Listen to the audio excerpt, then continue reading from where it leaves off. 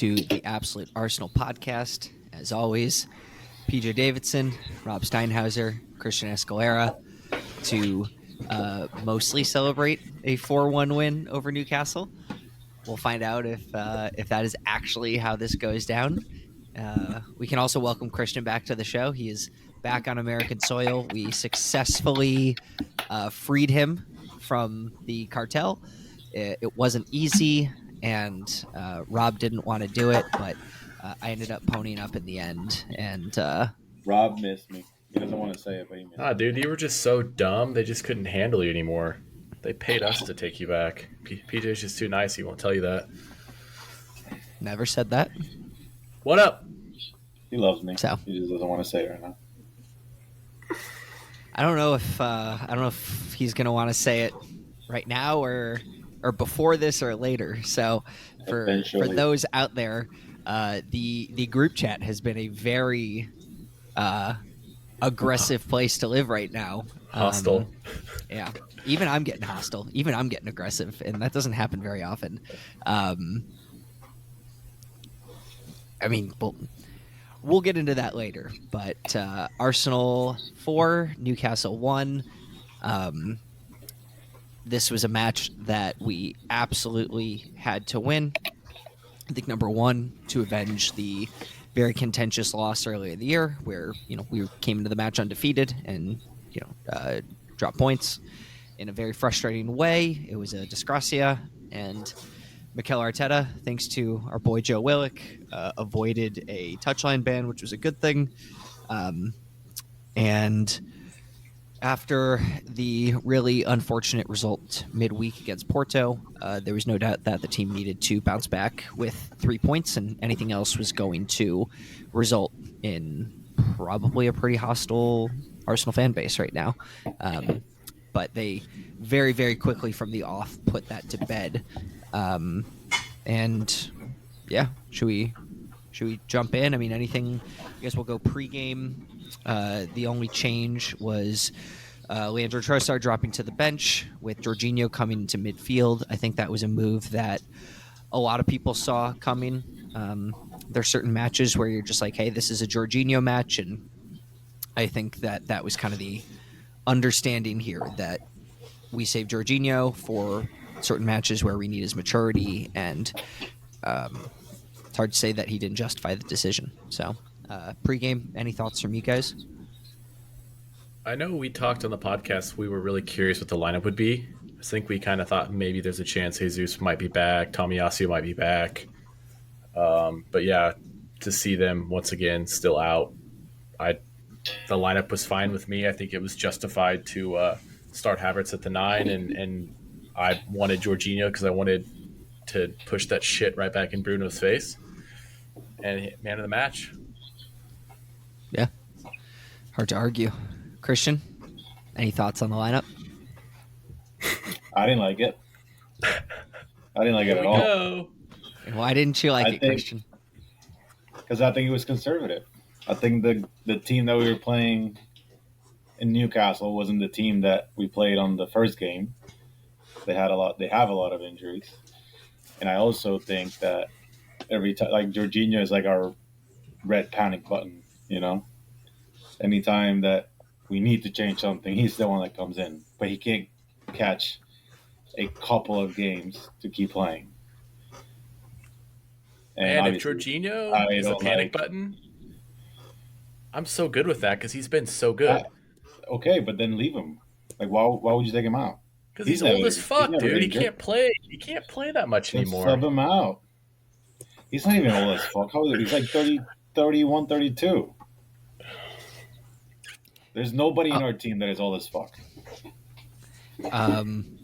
So there was a discussion about this on the Arsenal Vision podcast, and I think we have to understand that in footballing terms, I think everybody ages a bit differently. Some guys are very durable.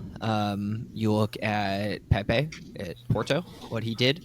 You look at a guy like Thiago Silva in the Premier League, who's 40 and can do it as if he was 26. But at the same time, you have guys who break down earlier and just cannot hold up to that level. Personally, I think that's Jorginho. I think he's just not a guy who can play week in, week out at this age.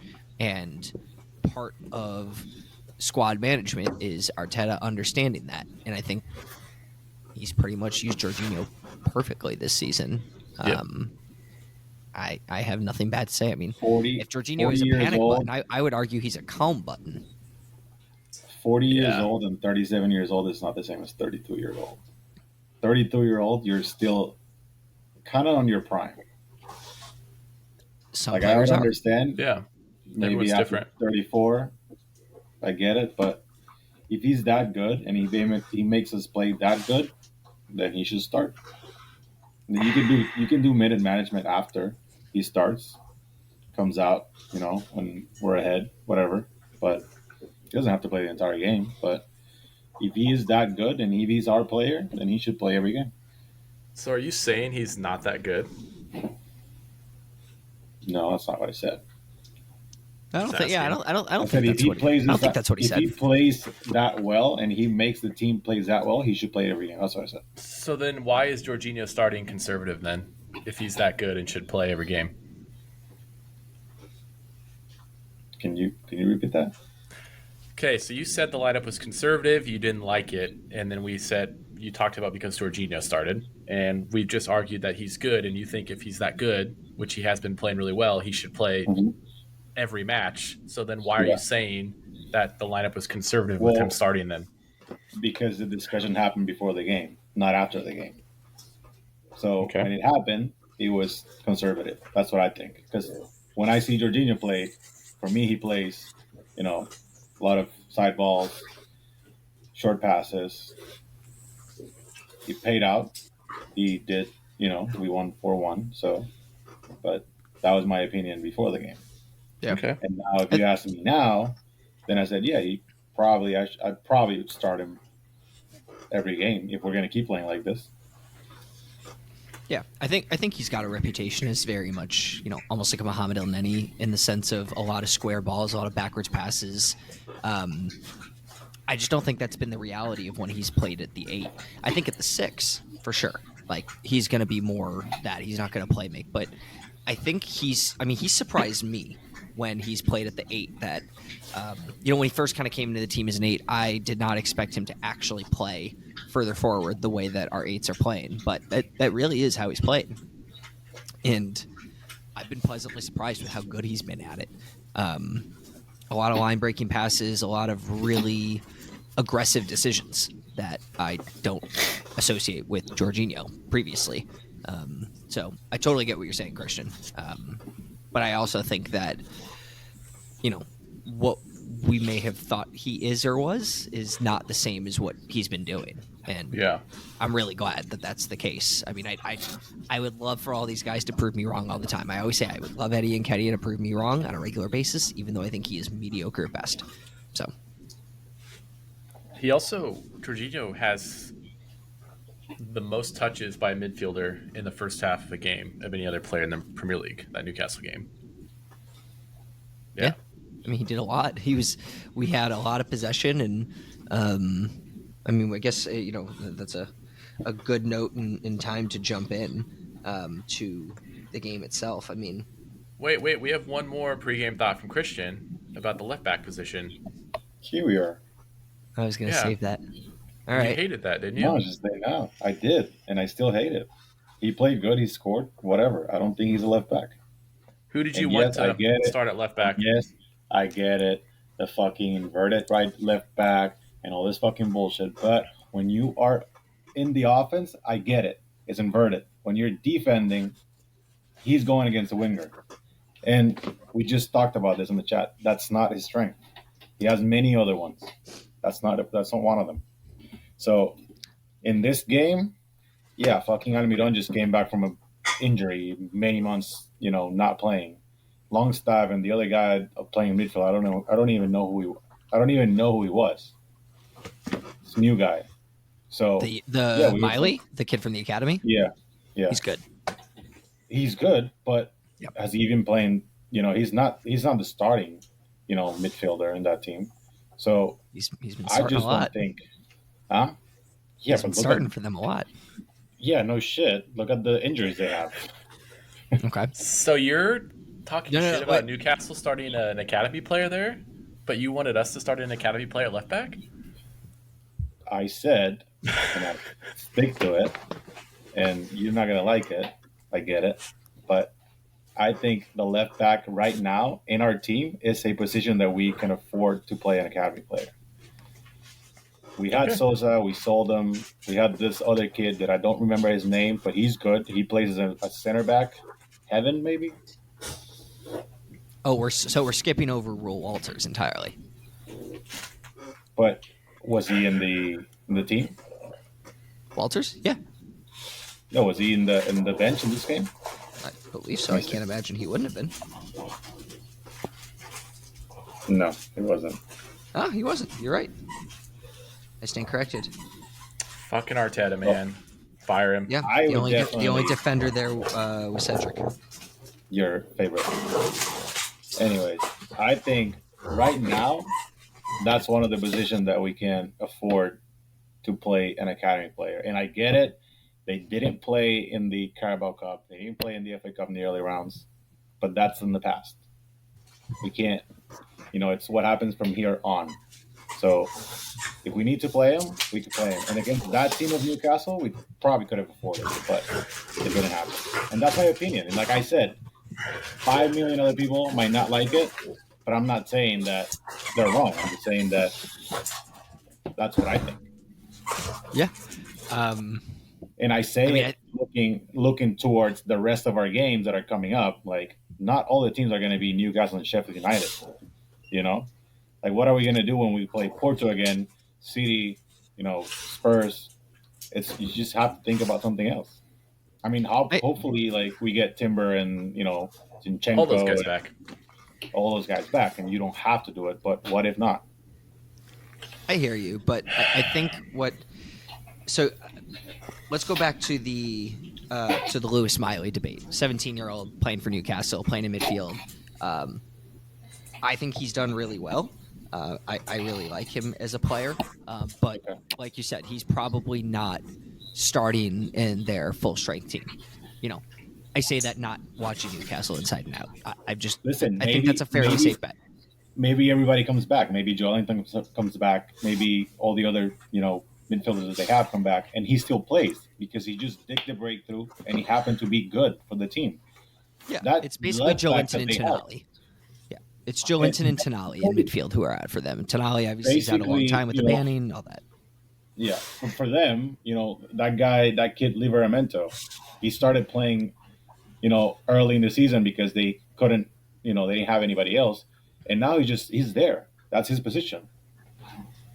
I was very surprised Dan Burn wasn't there. I didn't really understand that, but I guess the guy's been playing well again. I really haven't been watching Newcastle enough. Yeah, no, he's definitely good. I mean, he's clearly a good player, and he's a good talent and everything else.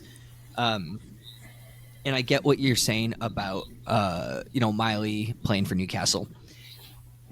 I think it is a case of when you have injuries, you're not playing your best option, right? You're playing what I would call your least worst option, not your best, your least worst. Two very different things. I think the point that I'm getting at with Kiwior playing at left back is even if he was still the one inverting, right, and not Ben White, I still think he is the least worst option. I also think that before I'm playing a Rule Walters, a Lino Sousa, who's not even with us anymore, and all of those guys, I'm playing Cedric there before I'm playing a Rule Walters. Really? I am, 100%, because we're trying to win a title now. Right now. Like, there's nothing about, we're kind of trying to develop guys for the future and everything else about this current situation in the second half of the season. In the first half of the season, there's opportunities for those guys to play. And again, we've had that debate inside and out about, I keep saying you play them in the League Cup, you play them in the FA Cup, you play them in group stage games if and when you can. I mean, this isn't Europa League, so you can't just walk through. It is the Champions League. So those opportunities where Saka broke through, where Smith Rowe broke through, those guys broke through playing League Cup, FA Cup, and Europa League group stage games where we're playing the likes of Bodo Glimt and random places in third world countries, like not real opponents, like where our third or fourth string team could theoretically win most of these games with enough veteran leadership in there. I just don't think that under any circumstance you can justify playing a kid right now when our strict focus is how do we win the league. That's the only thing left at this point. It's the league and it's the Champions League. And could there be a situation where youth is called upon? Sure. But it's looking more like guys are coming back, not more guys are going down. You've got Tommy, who should be, theoretically, knock on wood, close. You've got Timber, who should be, knock on wood, close. You've got Zinchenko, who should be, knock on wood, close. Right? Like, we shouldn't be needing to blood in youth right now when we need to win right now. That's for the stage that this Arsenal team is at. It's win now. That's my opinion. And I respect yours. And that's fair. One other thing you have to consider, too, is Almiron's been out, but he's still Almiron. He's a good player.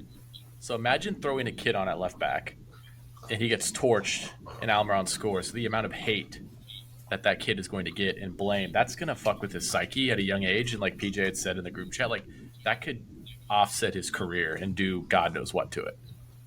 To get thrown in the fire at Newcastle. Newcastle's not great this year, but still. True, but what did Almiron did against Kiwior that it was like Kiwior did nothing? Extra. Because exactly though. Exactly. That's the point. That's the point. He did nothing because Kiwior is an experienced player who's played there before, who plays for a national team, and Kiwior played very well. I'm saying it could have happened if an academy player starts. The academy player could have also scored 3 goals. Who the fuck knows? I'm just saying, on paper, you don't go, yeah, let's throw an academy player in this hostile environment. It's not a throw in. I mean, they some of them. How is it not throwing in? Some of them train with the first team. Training at the first team behind closed doors is not playing at a 60,000 person Emirates stadium, where every point is crucial. In retrospect, yeah, we won 4-1, but we're talking pre-game lineups. It's still my opinion. I don't think Kiwior is that good as a left back to be like, oh my God, no, I can't put anybody else there. I don't think so. He does the job well, which is the same thing that another left back from the ranks could do. Could have gone wrong, like Rob said. 100%. It could go wrong. It also could go wrong that Kiwior goes against, I don't know, who's the fucking Bernardo Silva, and he makes him a baby during the game, It could happen. Or he could, step up and be better against Bernardo Silva and then shut him down. Yeah, he could too. But there's no defender in the academy who's even close. Yes, but dude, if you don't give him a chance, you're not gonna know. That's my opinion. We want to give him a chance, just not this game. That's what we're saying. Sure. So we're not gonna give him a chance if they're next close. Year. That's it. If they're not even close, no, I'm not playing them in a game just to justify playing an academy kid. Okay, so how do you know they're not close? How do you know that I can't play left back for Arsenal? We have no idea. We have no idea. How do you know I can't play left back for Arsenal? You've never seen me play football. We don't know, but Arteta knows. I could be great. Okay, then. That's why Arteta doesn't play them. I'm not arguing with Arteta. I'm arguing with you two. Well, we're agreeing with Arteta. No. I want to know. Arteta. Why can't I play left back? Yeah, you don't know. Okay, why can't PJ play left back? Have you been through the academy? I didn't know that. Maybe. You don't play? Know. Yeah, you don't know. I'm asking you. Do you know? Have you played? Yeah. Yeah, you play college. You played, through the ranks growing up. I crushed it in intramurals in college. Yeah. Okay, then. I just didn't want to take on the commitment of club or D1. Okay. You know what I mean? I just didn't want to do it. Then you can't. But we don't know though. But maybe I was talented. PJ hasn't gotten a chance, so we don't know. I didn't get the chance. PJ hasn't gotten a chance, Christian, so we don't know. Maybe we should start PJ at left back. The ship sailed. How do you know? You didn't give me a chance. Why don't you go? I didn't give you a chance. Your coach saw something and he didn't give you a chance. That's what Arteta did. Well, Arteta never saw me. He Exactly. didn't give me a chance. He needs to look at me more closely. Oh. Anyway, You were long trying story to- short, Yeah, so the match happened. So let's go to the match. We're not getting anywhere with this. Okay, match kicks off. We pretty much just fucking dominated. It was awesome. so We had awesome. possession of the ball, and again, I forget if it was Arsenal Vision or Arsblog. Arscast said, first thing we should do, first play of the game, is try to get the ball down and win a corner and just get an eruption from the fans. And I think Arteta listened to that podcast, because what was the first thing we did is we found a way to get the ball to Havertz, have him bring it down and win a corner, and the place exploded and never relented. And it was awesome. I mean, again, we got right to it, and didn't take long for us to make our mark. Odegaard picked up that early yellow card. I know in the Porto match, Declan Rice picked up that literally first minute yellow, and I said there's no other player on the team I'd rather have play the entire match on a yellow card than Declan Rice. I still hold true to that. There's no other player outside of Declan Rice that I would like to play 90 minutes on a yellow than Martin Odegaard. Because he's mature, he's intelligent, and you never even thought twice about him potentially taking on a second yellow and getting suspended. So kudos to Odegaard. I thought it just speaks to the fact that he is pushing more and more and more for this consistency level that is, putting him into a world-class conversation if he keeps it up. So I've been really, really happy with him. So let's see. So we had our first big chance of the match in the 11th minute, where we broke into the box. Ball fell to Declan Rice, and he just absolutely hammered it as hard as he could, which I love, because it was Karius at keeper for Newcastle, making his first start in 3-4 years, because all he'll ever be remembered for, unfortunately for him, is that Champions League final disaster that he had. So I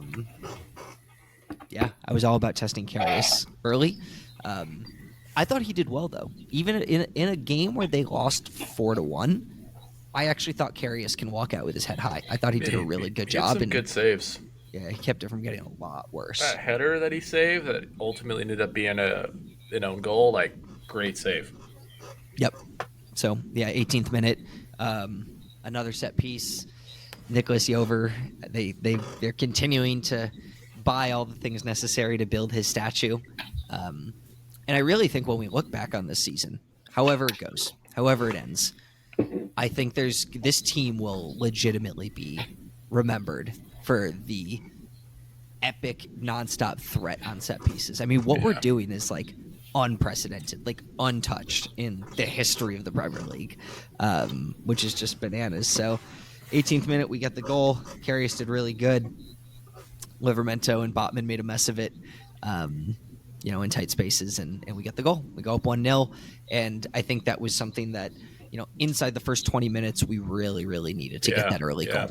And we probably should have gotten it earlier, but I'm glad that we got it when we did. Yeah, dude, it just opened the game, because I was so worried they were just going to sit back in the nastiest block and just go for a point. Yep, and we talked about that a lot pregame, where they didn't have a choice. Until we got that goal. Yep, exactly. Then they had to come up. And I think, Christian, you were pissed off about that goal because you said it came off a set piece. No, I said that you guys were celebrating so much about the lineup that it came out with a set piece, which is true. So we're up 1-0. All Rob, Arsenal fans are happy. Don't even try it. And we get to 24th minute, and I'm not gonna lie, Gabriel Martinelli has been really frustrating me lately. He does great things and he has great moments, and when you have a player like that that's capable of a big moment at any point, that's why they stay on the pitch. It's the Mesut Ozil conundrum, it's the Alexis Sanchez conundrum, it's the Aubameyang conundrum. They can frustrate you over and over and over, but they're gonna have a moment, and that was Martinelli. Martinelli did a really good job getting the ball back in, and Christian's favorite player, Kai Havertz, was able to tuck the ball home in a fashion that I would call a striker's goal. Very much a striker's goal. He was a 9. Yeah. And I think the pass from Jorginho that found Martinelli is brilliant. Yeah. And one thing that I noticed on some analysis on Kai on that goal is like he didn't run front post, which a majority of players would do. He took the smart run and kind of drifted more towards the back middle of the goal, and the ball fell right to him. And that's just like the genius of Kai Havertz's ability to like find the space and make the right run. Because if he goes front post, like that doesn't go in. It's crossed to nobody. Yeah, 100%. And it's probably like a lot of the final third decisions we've been seeing from Martinelli. Yeah. Which just haven't been good enough. But again, I've been so impressed with Kai Havertz lately. I don't know about you guys, but I've been so impressed. Yeah.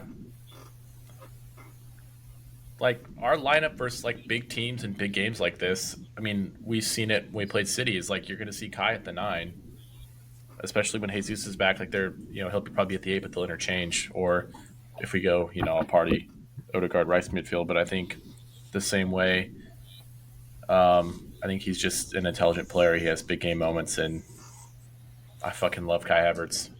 I scream loud. I scream the loudest when he scores anyone else on the team, other than if Smith Rowe gets a goal. Who he should have had a goal, but we'll get to that later. Dude. It was close, but so I want to throw a question your way that again, I know I keep referencing it, but the Arsenal Vision post-match podcast, I think it was today or yesterday when they posted this, and I thought it was a really good question. I want to pose it to you guys as well. So, when Gabriel Jesus is back fit,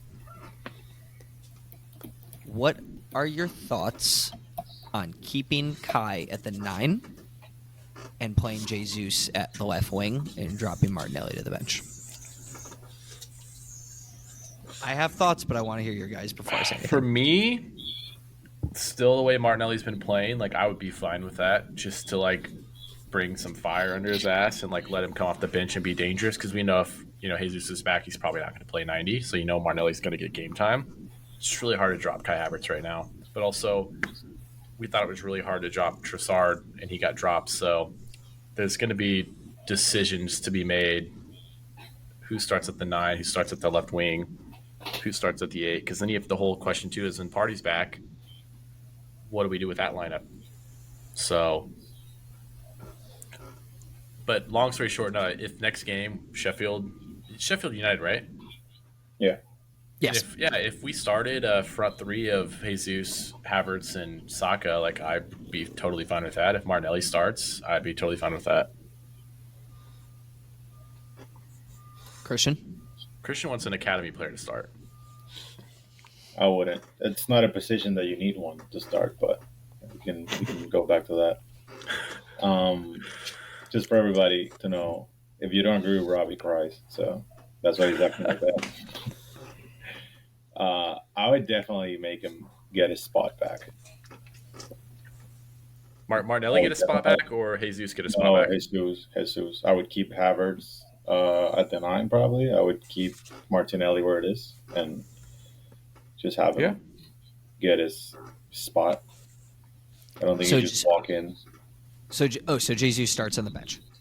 Yeah, I don't think he should walk in after, I don't think he was in good form when he got injured, and I think the team has been playing pretty good without him. So yeah, Martinelli's been frustrating, but like you said, it's hard to argue with the fact that outside of Porto, I mean, you look at the 3-1, 6-0, 5-0, 4-1. He's always dangerous. Even if it's like frustrating to watch him, he's just dangerous. He keeps. I love what he gives us defensively. I'm sorry, the right back always. Work rate is, but Jesus' work rate is good too defensively. So yeah. I mean, I'm more and more coming to the conclusion that I think that I'd like to see Gabriel Jesus not play striker, but I want him to play. Yeah. So there's a part of me that would be really open to him on the left wing, with Havertz up top. and seeing what he can do from there, and having Martinelli coming off the bench. You talk about, currently it's Martinelli and like Reece Nelson. Imagine it's Gabriel Jesus and Gabriel Martinelli. Like, that is a 1-2 punch. Oh, you just spent 65 minutes trying to stop Gabriel Jesus. Okay, he's coming off. Now you get another 30 with a fresh Gabriel Martinelli. Like, imagine that. Yeah, dude. Would love that. Or vice versa, like Christian's saying. You could have Gabriel Jesus off the bench, but and have him come in. Yeah. But I'm with you in terms of if it ain't broke, don't fix it. So, I thought it was an interesting question. It is, because it's a high possibility that he just walks in the team. But and dude, Havertz gets moved to the 8th. It's such a good problem to have. Like, we have so many players who come back. You're like, who do we want to start? Like, we're torn between these players starting. Like, it's such a good problem to have. Yeah. I mean, Jorginho is not playing against Sheffield United. Yeah. There's I would call it like a 10% chance that he starts. Yeah. That's why I wouldn't be surprised if Havertz drops back to the 8. And we do see, just because I don't know who else we would play there. Yeah. I mean, it's clearly an interchange with however you're doing that. If it's Havertz at the 8 and Jesus at the 9, I could see the interchange inevitably happening with how much Jesus drops back. And, I really like, it's interesting because Odegaard is just, I love the way he presses. Gabriel Jesus has long been known as arguably the single best, pressing striker in the world. But I also love the way Havertz presses. And, he nearly early on against Karius, I mean, he nicked the ball off a defender and nearly had us, in within the first couple minutes of the match, if I recall. Yeah. So, like, you've got 3 insane pressers. You can't have them all pressed. You have two people pressing. But, it's got to be a suffocating thing for a team to try to play out of the back with those 3. So, nothing against Martinelli. Just, I think those 3 are even better at pressing. All right, so let's see. We should have had another goal just a couple minutes later, where Odegaard had a chance and squared it for Havertz, and didn't come off. But again, we got to halftime at 2-0. I think we can all agree it should have been at least 3. There were a few different chances, but it was all positive stuff. So no issues there. Havertz missed a really, really, really, really, really, really, really bad one-on-one early in the second half. Like, that's the thing where it's like it's going to take at least a full season before we see the best of Havertz, which is really crazy because he's got, 7 goals and a number of assists. Like, when you look at the stats and a lot of the things that he's doing, like, since he started with us, like, he's come leaps and bounds. Yeah. But I still don't think he's scratching the surface of what he can be. Yeah. Don't you think it affects him to play too many different positions? Like, not really getting, a couple games in a row at the 9 or a couple games in a row, longer, string of games at the 8? Yeah. I don't like him at the 8. I like him at the 9. Mm-hmm. I think at the 8, there's sometimes in the game that he just disappears. At the 9, I think he's always very dangerous, and he moves so well that he creates spaces for everybody else. If a young man by the name of Thomas Partey could stay fit, we might not have to worry about Havertz at the 8. Yeah. Is he injured, Rob? I thought you said he was doing something else. I don't know, dude. He might be under house arrest. I have no idea. Yeah, it's Hey, Ernie. But here's the thing. Oh, hey, Ernie. Here's the thing, though. I mean, Havertz was not bought to be our starting 9, right? Yeah. Yeah.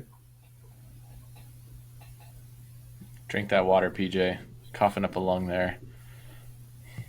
The beauty of having a 19-month-old in daycare. So, anyways, yeah. I mean, Havertz wasn't bought to be a 9, or to be the starting 9, I should say. I think we're all convinced he was bought to be the left 8. I'm not totally sure that was necessarily the case. I think it very well might have been. But I do think his versatility is part of it. I mean, Mikel Arteta has made it very clear in almost every purchase he's made that he's buying versatility in multiple position coverage. So I think that that's part of Havertz.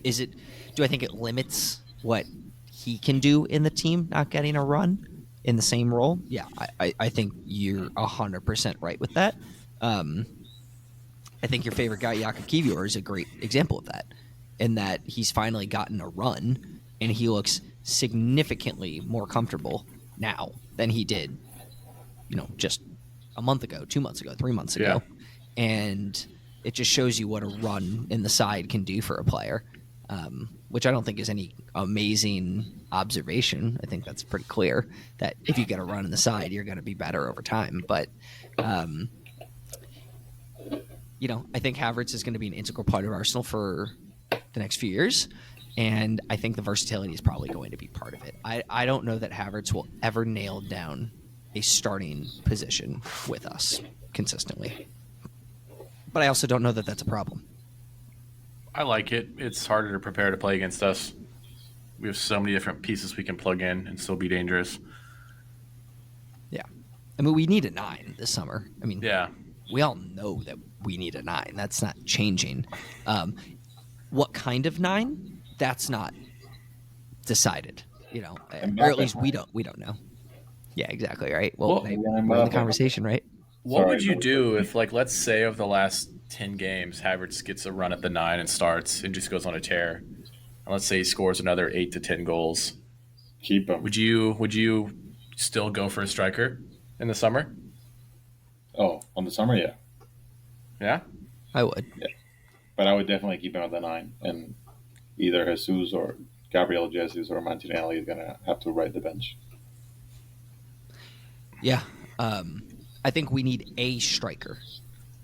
If magically it all clicks with Havertz and he stops looking, candidly, completely inept in front of goal, yeah, I'm with you. He can be the 9. We definitely still need to sign one. We're short. I mean, look at what we're doing at the 9. We have Gabriel Jesus, who, I'll say it over again, he's not a striker. He's not. He's played there, but he's not a proper striker. You've got Kai Havertz, again, not a 9 by trade. You've got Leandro Trossard, not a 9. The only guy who's a legitimate 9 isn't getting any playing time because he's just not good enough in Eddie Nketiah. So I think in your scenario that Kai Havertz pops off, sure. We're still going to need to sign a striker. Yeah. Is it going to be the no doubt starting guy? I don't know. Do you still go, spend $100+ million for big name? Yeah. I mean, maybe I think part of that is competition.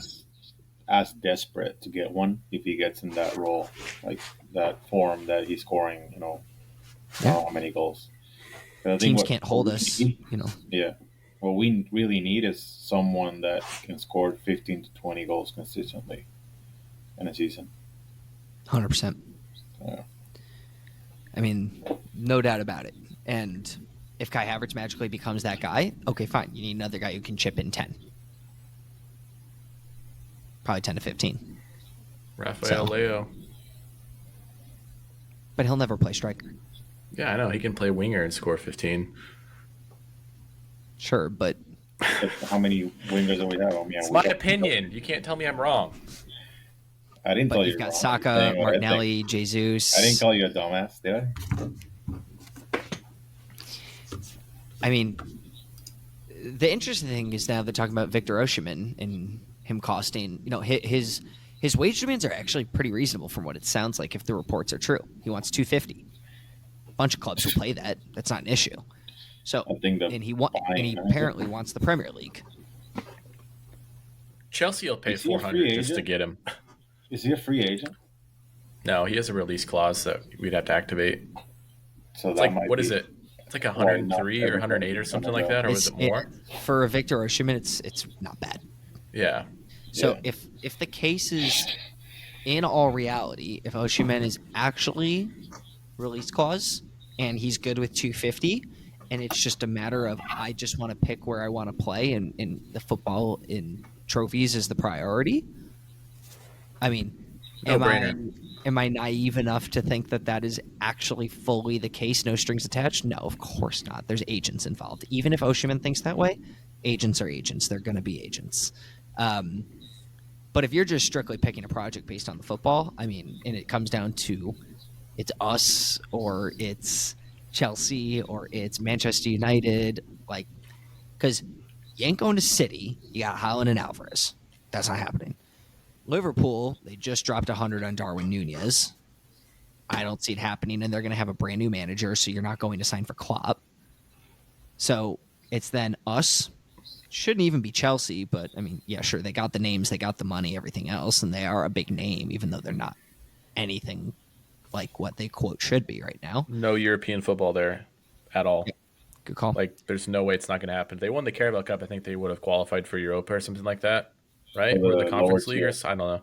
Yeah. that But one. yeah, there's no European football for them. Yeah. And United, I mean, that's an interesting prospect. Like, it's, if they They do end already up got in their- the Champions League.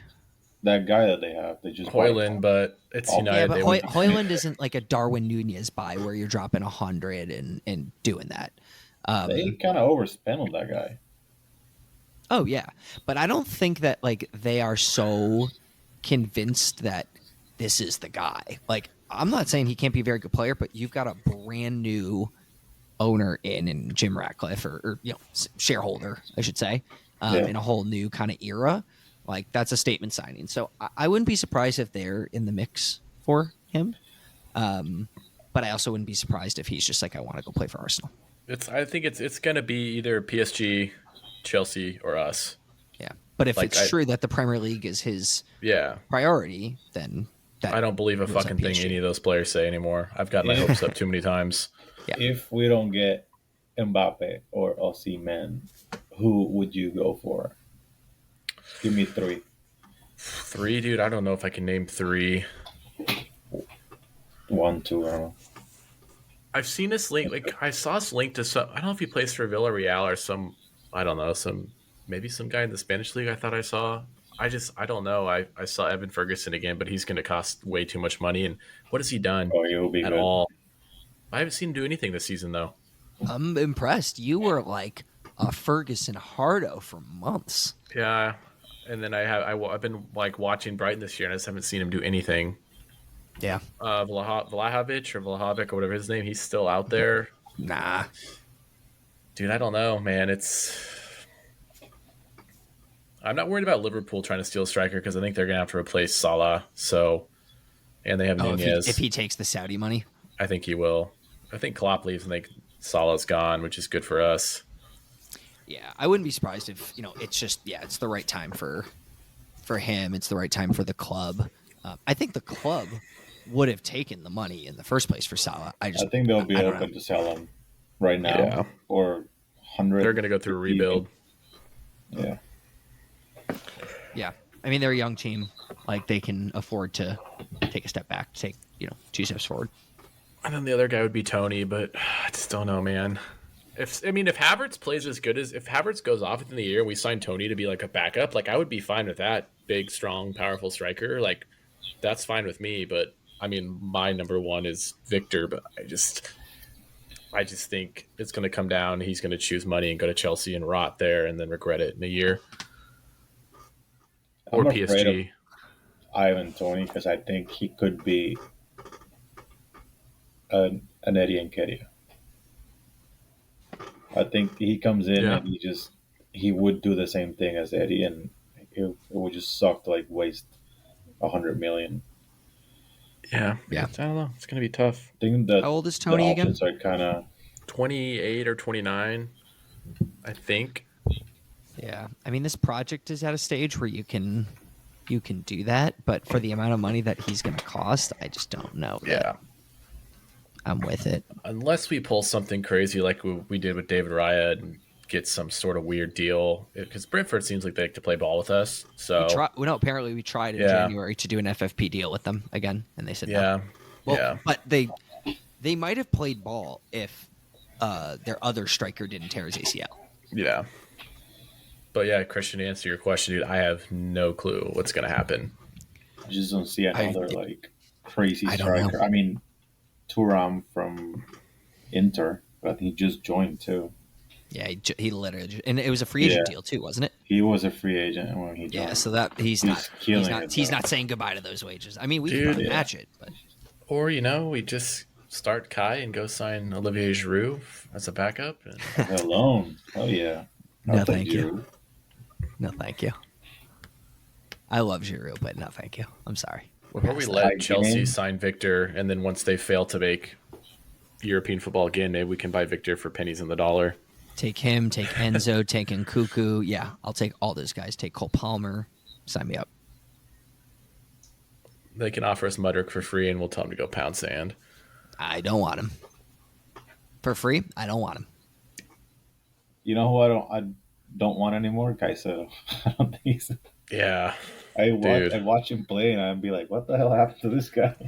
Dude, think if we would have signed him. That's Chelsea, man. Like, I think he would have done great against us. Yeah, he would have done great with us, 100%. But I just now I see him play, and he just it's painful to watch. Like even like a player like Enzo Fernandez, like in that Chelsea team, you still see him playing good. No, he's not that.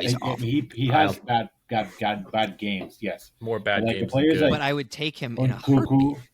And Nkunku, Enzo, Cole Palmer in this shitty team, you can still see that they're really good. Caicedo right now, I see him and I'm like, what the hell happened to this guy? Like, he's not the guy that was playing with Brighton.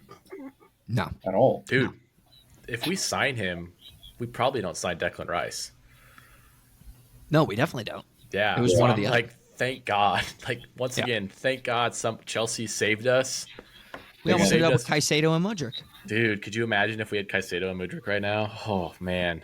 Who knows? Maybe they'd be ballers for us, but I think Ed would throw a fucking dribbling against fucking Chelsea. He published, I want to go for this guy, and then Chelsea went for those guys and went for somebody else. Yeah, I mean, I think almost all of those Chelsea guys would do really well for us. If they came straight to us, I think they would have done well pretty much from the jump. I think now you would have a Havertz situation where you're gonna have to have a few months of, breaking them back down to build them back up. Yeah. And when they spent 120 or whatever that what seemed like a crazy number on Enzo was, I didn't think it was that crazy. I thought he was absolutely out of his mind at the World Cup, and I think he was worth every penny. And I still think he could come good and be worth all of that. It's just not going to happen at Chelsea. I don't know what Cole Palmer is doing to magically supersede the Chelsea issues right now, and that he looks like penalties. He just doesn't need anybody behind him. He's good in open play. He gets the ball. Yeah, he gets the ball, and he has a great 1v1. Same as Nkunku. He gets the ball. He does the same thing.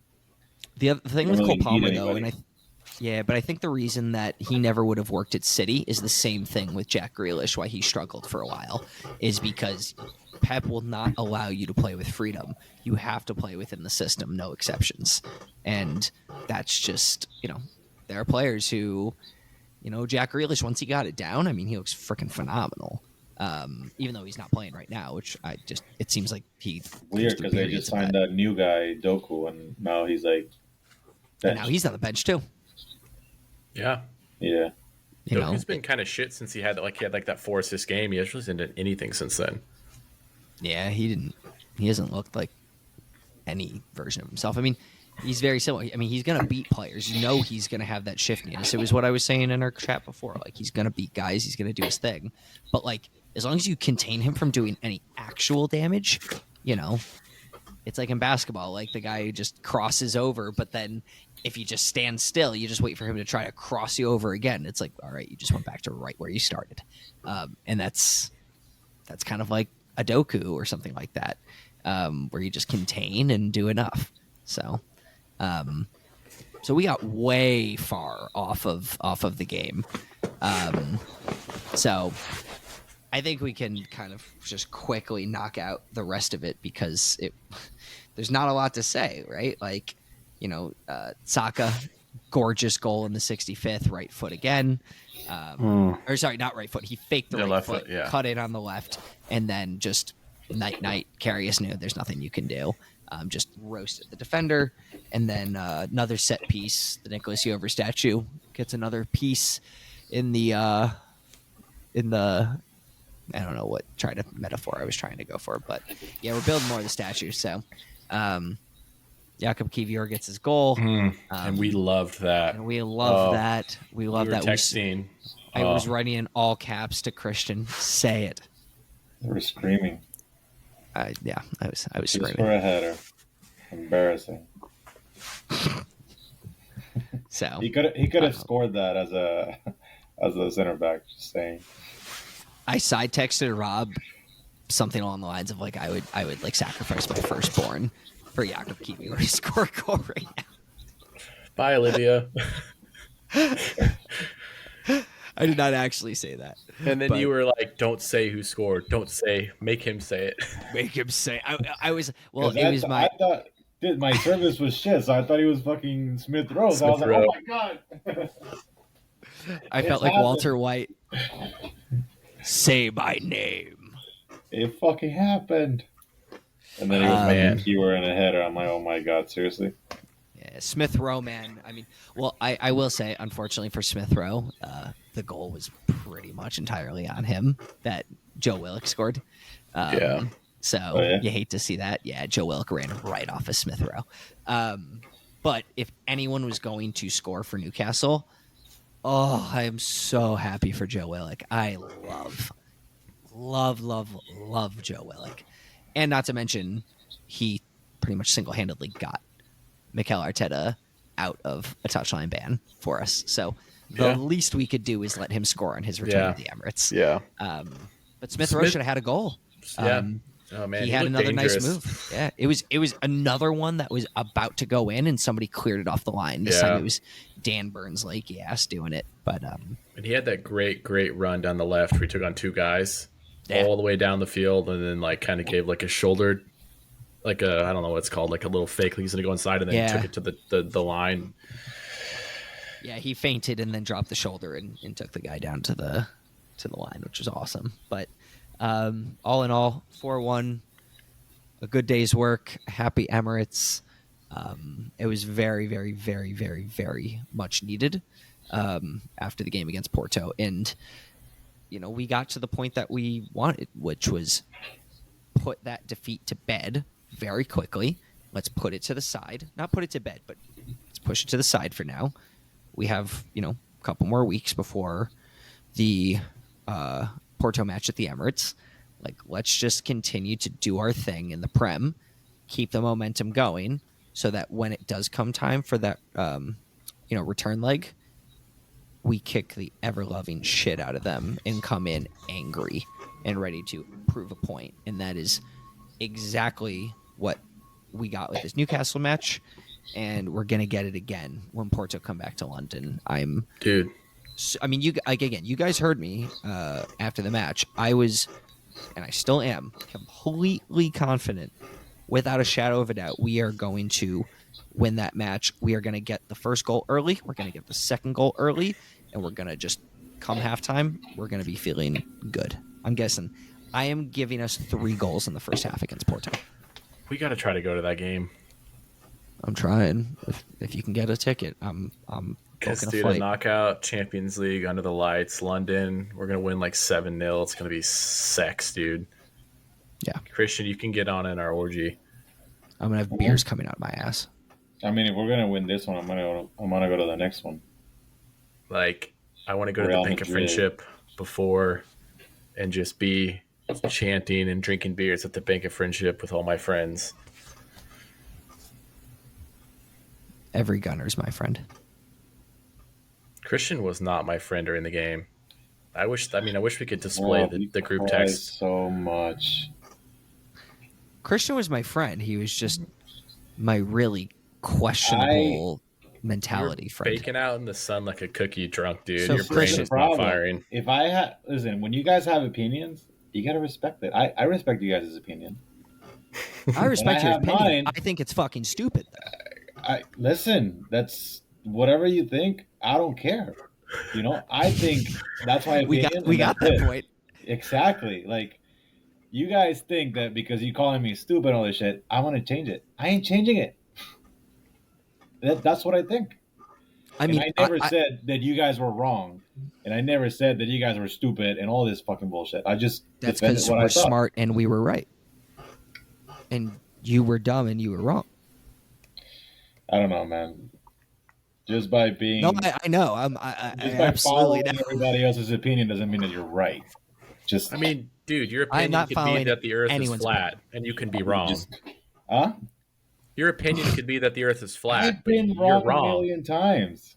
I've been wrong a million times. I haven't been proved wrong. If Walters would have played, let's say, and he would have fucked up, yeah, I fucked up. I said whatever I said was completely wrong. Yes. Okay. But did he? No, he didn't. All right. So let's go into this. So the guy that you are literally recorded saying earlier, 6 episodes ago or whatever on the podcast, saying Lino Sousa should get a chance. He should get a start. This was said by you on the podcast. Yeah. Lino Sousa was sold to Aston Villa because we decided he's never going to make it for us. Villa, when they bought him, he got frustrated and left. Or he got frustrated and left. Whichever one you want to go with. Okay. He went to Villa, and it was decided before they even bought him that they were going to loan him to a championship club. Mm-hmm. They ended up striking an agreement with Plymouth Argyle.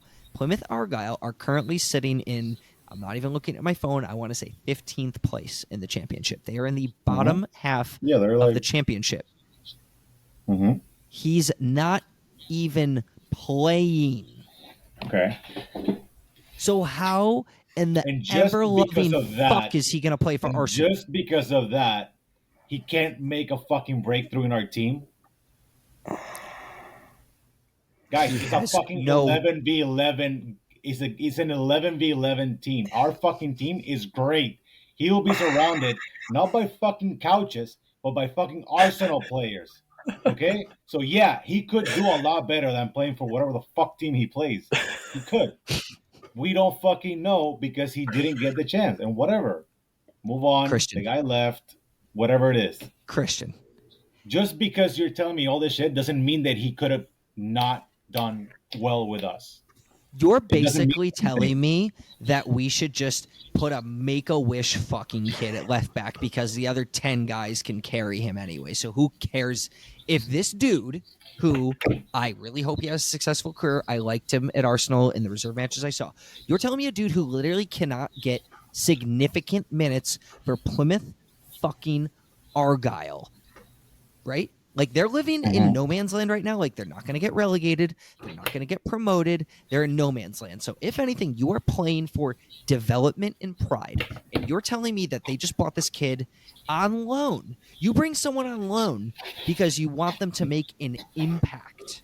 And he's not even fucking playing. But he should have gotten a chance in the Premier League for Arsenal. I don't see why not. And I still don't see why not. There's many fucking players that just go in and play and do well. That's my point. And I'm not saying a fucking Make-A-Wish kid, bro. I never said that. It's a fucking an academy player. It's a fucking professional footballer. You're trying to take things that I'm not saying and putting in the fucking equation to make me look fucking dumb. You said though earlier. That sounds like wait, Rob. That sounds like the entire fucking group chat where I say something and you just selectively ignore 99% of it and take like 3 words of it and are like, yeah, but, and I'm like, you literally didn't hear a word I said. I did. I respond to every single one of your messages. Yeah, you responded by saying, sorry, I didn't read your messages. Yeah. I was too busy dealing with Rob's stupidity. And I responded after. It's funny because you've said, like, oh, we can start Academy guy because the left back, it doesn't really matter. But how many times have we watched Zinchenko single-handedly fuck up our team and a goal gets let in? That's also true. And why wouldn't you be able to put a fucking an Academy guy and he's a better defender than Zinchenko? Is he? Because if the Academy guy has no fucking future I don't know. Arsenal, Nobody fucking knows because he doesn't fucking play. That's the point. I love That's it. the fucking point. You guys are all these guys are shit. Okay, they're shit, but Well, they you know what? haven't played. Listen, there's no one, in the immediate future for Arsenal who's going to get in the first team. So, why don't we just start blooding a fucking U12 player? Yeah. So that way we can give them like 8 years until they need to be ready and they'll have had experience. Yeah, dude, that's like 250 games Is of the chances. Is the U12 is the U12 team is the next one in line? We don't know though. He could be good, dude. He could be the next Messi. We got to play him. Give him But a why chance. why hasn't played for the U21? Why hasn't that Because he dude needs played a for chance. Argyle? We need to give him a chance. He Give him a He chance. could get a chance in the U21. You don't have to grab somebody from the U12. Get Mehmet Ali on the phone right now. That U12 kid, what's that? Ali Smithstein needs a chance in the U21s. Because we'll never know unless we should start him in the City game, dude. Because we will never know. He's 6 years old. His balls haven't dropped. Put him in. That's weird, but all right. I'm not part of that. He's Not 6 part of years that. old. Bring him We in. won't know unless we give him a chance. We'll And never apparently know. he's a better defender than Zinchenko, according to you. So let's give him a chance. Why doesn't Jakub Kiwior get a You're just chance in saying the that U10s? Yeah. You can play That's one smart. over each player. That's smart. That's very mature, guys. That's very mature. I love how Jakub Kiwior is getting his chance and he's playing really well and you're shitting on him. If you guys are playing telling really me well. that he played well against fucking Porto, I would fucking I don't know what to say. I mean, I gave him a 3, but I don't know what to. Oh, so he played really well. He played I gave fine. everyone on the team a 3. So He played perfectly fine against Porto. Okay, a 3 is not really that well, but I don't think anybody played like above average, but I certainly don't think that the defenders did anything wrong. Saliba had that, that one was moment. one I'm of sure the his head games did that I was wrong. able to watch. That was one of the games that I was able to watch. And Conchenchao, whatever the fucking name is, he drilled him the entire game. And how what many did you goals did he what- score? How many and goals what did he happened score? from it? There were not even real chances from him in the game. Yeah, it's the same thing I said before. He beats guys. He's a quick, shifty player. He's good. I really liked him. But the whole I'm thing not is, talking about the fucking scoreboard. I'm talking about the Kiwior being 1v1 with the other guy. Stop changing the fucking topic. He can't. He's not good in 1v1. he beat Declan Rice in So 1v1s too. what So should we happens? drop? What happens when we play against a fucking City, and Haaland is there to fucking score the goal? Oh, dude, we've beat City twice this year, so I think we're gonna be fine. Okay, then we're gonna win. No, we bring didn't, Ali tied. Smithstein in from We the tied. U6s and give him a chance. Yeah, because we don't know what he could do against Holland, dude. That could throw Holland's game completely off. A left back doesn't play in the 9, but yeah, that's smart, Rob. We can know if we invert Ben White, we'll We're bring gonna in invert that- everyone. yeah, Are we gonna invert in defending now? That's great. yeah. Oh, a new one. I want to invert your opinions into not fucking sucking. Just because you don't like it doesn't make it sucks, right? It sucks. Listen, it is what it is. I would definitely give him a chance over Kiwior. All right. You guys agree with everything Arteta does. Every single No, fucking thing he does. I don't. Yeah, he This does. Yeah, is he the does. thing I Yeah, said you do. before about you you do. selectively choosing things. You can literally go through the chat The only and time literally that you two have criticized Arteta has been against Porto. The only time. Everything Wrong. else is the fucking player's fault. No, I've criticized him Everything for else is the player's fault. lineups, So substitutions. whatever he does, you guys are happy with it. Fine. Christian. I'm not. I'm going to ask go you a ahead. question right now. All right. Yeah. If right now you have to put $100,000 on the line, okay, and if I can show you 5 examples where I disagreed with Arteta outside of the Porto game, then you have to pay me the 100,000. Are you taking that bet? You really think you're not going to find 5 examples of me disagreeing with Arteta? Show me. I don't have $100,000 to pay you, but I would like to see it. So I'll he's bet saying he would take the bet. Sorry, He I'll would bet bet you I 20 said I bucks. don't I'll have bet you 20 $100,000. bucks. All right, I'll bet you I'll 20 pay you bucks. 20 I can go I'll through pay the you 20 group chat bucks. and I can find you 5 examples of me. Hard fucking hard fucking criticizing, not like, oh, I didn't agree what he did. No, hard criticizing. He fucked up today, like you guys said against fucking Porto. I Okay. can hear. I know there's many times where PJ's been Arteta's absolutely gotten it wrong, and he said that multiple times. Like, what's the game in the second half we played against a shitty team? We got it. That run of games we lost like 3 in a row, dropped points. Fulham. Yeah. Fine. This is the easiest $20 I'll ever make.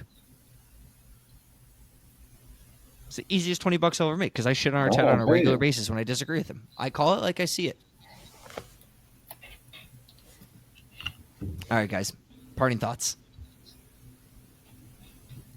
I'll still play the left back, an academy player. God damn it, Christian. So your Guys. lineup. Give me your no, lineup. No. Oh, okay, fine. Yeah. Guys. Oh, yeah. Sorry. Lineups for Think Sheffield. whatever the fuck you want. I'm not saying it's wrong. Enjoy your fucking opinion. I'll do whatever the fuck I want. All right. Here's the thing, though. On one hand, I want to do lineups for Sheffield. On the other, I'm going to say the same thing that I said after Porto. I don't know how we possibly can do lineups when we have no idea who's fit. Yeah, but I want to know who Christian wants to start at left back. All right, Walters. Christian only. Do your lineup. Walters. Walters at keeper, okay. Walters at right back. Walters at center back. Walters at center back. Ollie Smithstein from the U6s at left back. Who else we got?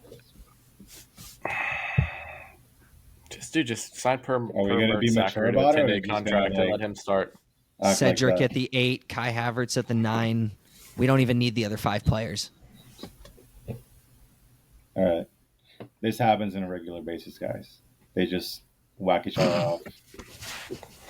All right, Christian, give us your lineup. Go for it. 2v1. Give us your lineup. I fucking said it. You said Walters. I would change. I would keep everybody else. So you keep the same, but put Walters at left back.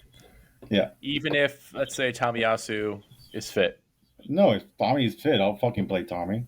Okay, what if Zinchenko's fit? I'll play Zinchenko. Okay, so basically you would play Walters only over Kiwior and no one else. Yep. Okay. Interesting.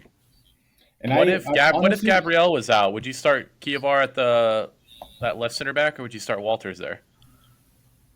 Kiwior as a center back, 100%. So the only thing you have against Kiwior is you don't want him to play left back. I don't like him. I don't like him where he plays in the center back on defense. You mean left back? Yeah, left back on defense. I like him as center back. The last couple of games last season, he was amazing with Gabriel. I think he did great. Interesting. Better than Holding. I mean, yeah. So I think honestly, anyone did better than Holding. I think I would definitely make a couple more changes. Just thinking on the rest of the games that we have coming up. Against Brentford, obviously the Porto one, Chelsea and City. Yeah, this is thinking that we don't have a full fit squad yet. I don't know when everybody else is going to be on. But. Yeah, that's the really hard part about this is we have no idea who's going to be fit. I mean, I'm not saying this about our left back academy player debate and all of that, but I mean, a lot of the other things I'm hearing and reading, whether articles, podcasts, etc., are saying that even if other guys are fit, Kiwior's been so good at left back, he should keep his place.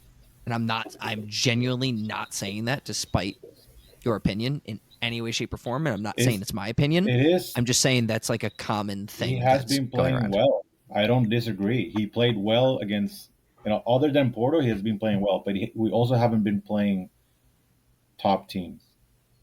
Sheffield United is not a top team. That's what I would keep. No, but that's what Christian's saying is that he would play. Like maybe he plays against Sheffield United, he would kill it, and then we would say, oh my God, he's played 2 games in a row, he killed it. But then he goes against Porto, and then we get drilled. He goes against City, he gets drilled. Like, we don't know because it hasn't happened. But honestly, if Tomiyasu or Zinchenko are fully fit for Sheffield, I'm still going to start Kiwior. And then I will bring one of those 2 players on. as a sub. I don't want to start That would be a Tomiyasu and good of course shift. had him get hurt. If this is the case that they come up in the next couple games, you would probably do that because then you see that they're fit and they'll be back in the team in no time. Me thinking about the academy player was more of the only person we have is Kiwior. That's what I would think that I would play an academy player there. If Zinchenko comes back, if Tomiyasu comes back, there's no fucking reason to play him. See, I would play. I mean, I think Ben White should get as much practice inverting as possible, because if it But is that's something we another have to thing. lean on, no, but You it don't but think it, he has but it to affects rest? the rest of it. But you don't think he has to rest? I think there's something to that too. Or Yeah. he should? Our next game's not till Monday, so I mean they're getting extra rest. Yeah. So I like Ben, even if you play Ben White 60 minutes, like, Yeah. or even a half, like, I think it's important that he just gets as many reps in that inverted right back role as possible, since that is the way that we've adapted to Kiwior not being a great traditional or inverting left back the way Zinchenko and Tomi have done. And Ben White's done well, and I think Kiwior's done well as a result of it. And yeah, I would just keep getting them reps. In midfield, I think you've got to obviously stick with Rice and Odegaard. It's just a matter of, fitness in terms of what you do with the 8 and the 9. Because that's going to dictate everything else. I mean, a Sheffield game would be a good game for Smith Rowe or, I don't know, even El Neni to jump in. I don't think it's it's still the Premier League, it's so tricky. like, Yeah, it's tricky. you're because never going to see League, me just but play El Neni. Like, you can't just think you can, the game is played on paper, all you have to do is show up, because that's where things go bad. I think you have to go strong at the start, and then if and when it's feasible to take guys off earlier, I think that's when you bring in El Neni on, something like that. So, I'm probably going with, again, definitely Odegaard, Rice. I think you still start Saliba, Gabriel, in the hopes that you can take some of those guys off. And then, I think you're probably sticking with Havertz and Trossard and then Saka and Martinelli, and you're probably keeping it all the same. Could it be a game for Nketiah? Maybe. would be mad. But it's also like Arteta clearly is not feeling Nketiah anymore.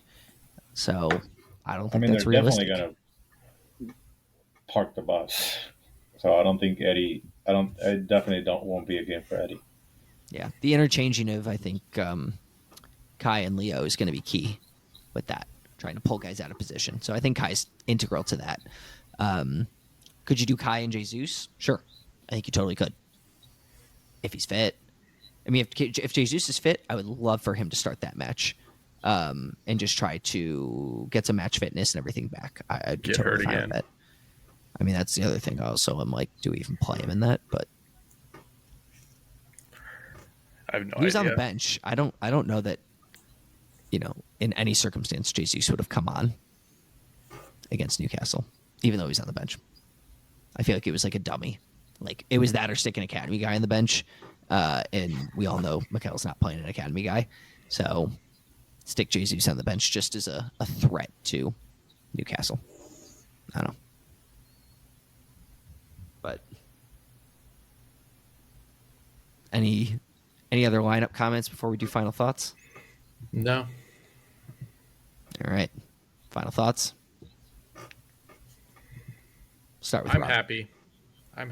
Christian wasn't happy after the game. I was really happy. I feel good. I think we're going to win out for the rest of the year. What do you mean? We're I gonna lift the wasn't double. happy after the game. Our team only gets better from here on out. I was happy after the game. We won. I wasn't happy with you guys attacking me, but I was happy with the game.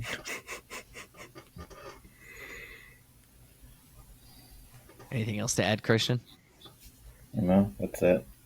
I would stick to my opinion. Although I have to go Um, against 5 million people, I guess. So I think my parting thought would be this is probably the first time that you have all gotten to see it's not really the Fire. true dynamic. I mean, it's usually the Rob Christian dynamic, and I try to kind of stay in the middle and moderate. This is one of the first times I'm not staying in the middle and moderating, I feel like. But it's been fun, even though I love yelling at Christian for what I consider to be some pretty outlandish opinions. I'm glad he didn't get captured by the cartel and that he's back. And I would definitely go back and stay over there. so See ya. let me add one more thing. So Rob and I literally were side texting like, how blackout drunk is Christian? And Rob's like, he's definitely just baking in the sun, I completely wasn't even that shit-faced, drunk.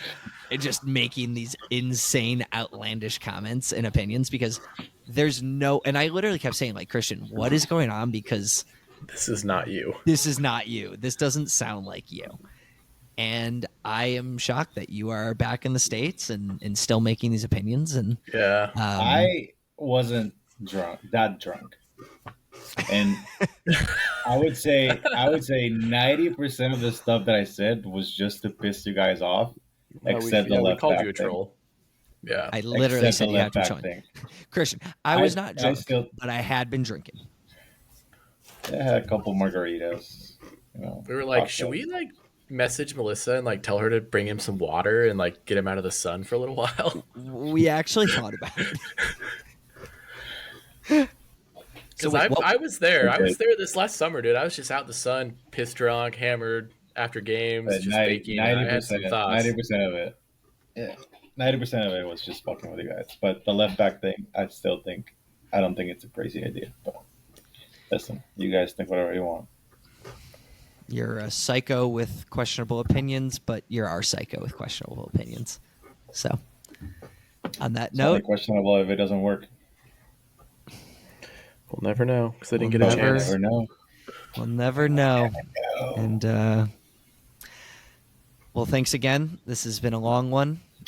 If you've made it this far, God bless you and your loved ones. And